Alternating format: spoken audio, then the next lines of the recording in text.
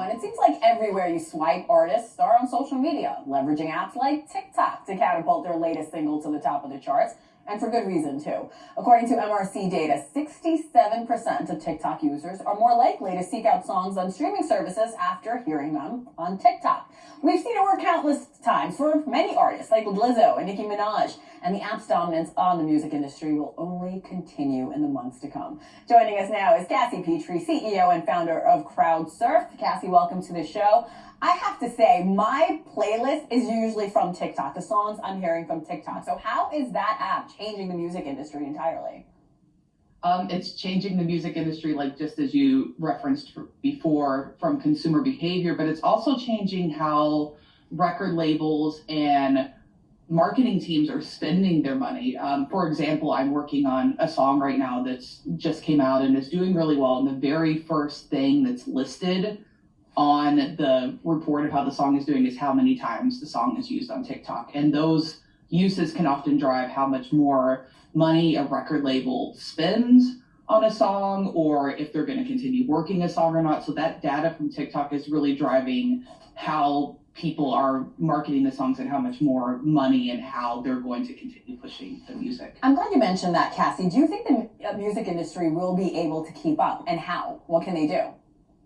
You know, I mean, the music industry, it definitely will be able to, keep up with it. And I really like TikTok because it gives us data and real information to make decisions about what songs to push, if they're doing well or not, if we should move to something else, if we should double down on a song. I love the real-time data. I think that's the really, positive thing about TikTok. And I'm really excited about that aspect of it. It seems like artists are now making music just so it goes viral on TikTok. Do you think this is a smart strategy in the long run?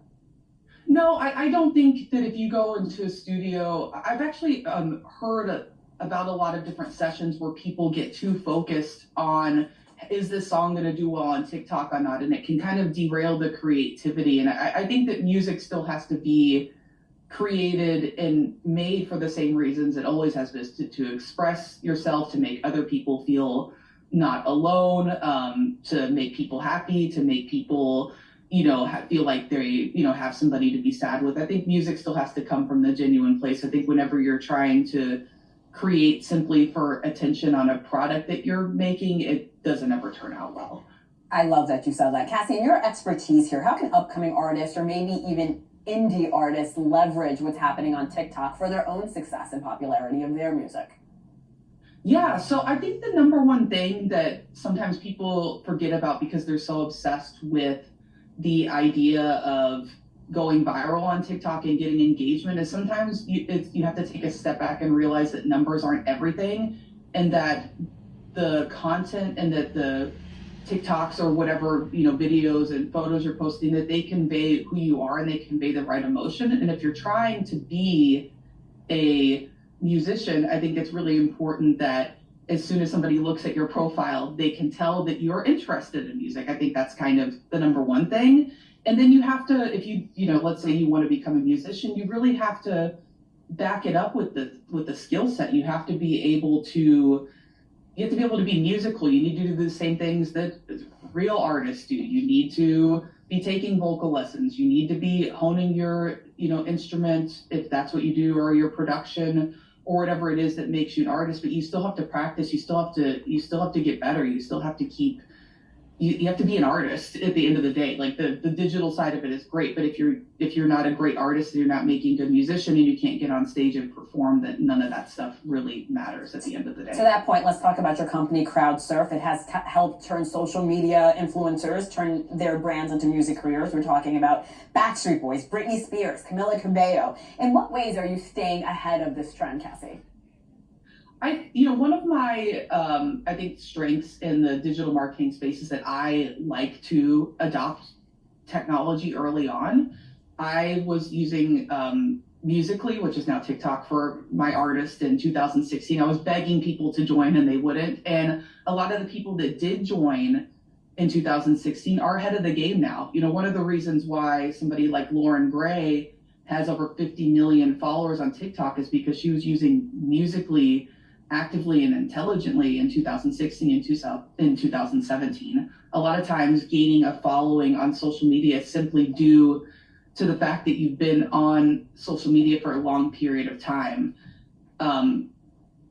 more time on social media equals more time to gain followers on social media. So I like joining stuff early when it's not as saturated. I think that can be a really big advantage for gaining, success and traction when it's not, when, the pond isn't as crowded, so to speak. We've seen a lot of creatives reap the benefits of platforms like TikTok, not just musicians. Do you continue to see that going? And how can creators really cash in on this app?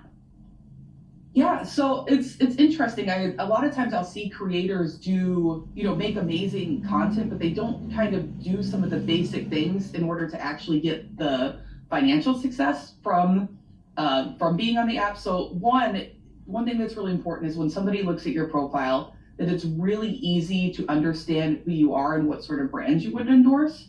A second thing to do, and I see so many people make this mistake, is it's hard to find contact information.